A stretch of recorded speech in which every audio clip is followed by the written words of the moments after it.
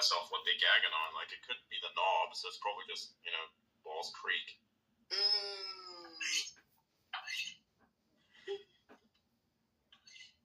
How about Guy's Dirty Hole? Yeah, that also exists.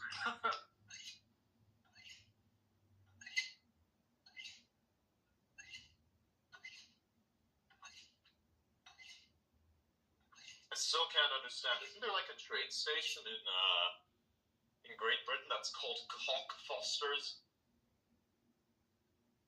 Wow. Is there? Why is it called Cockfosters? What the fuck is that all about?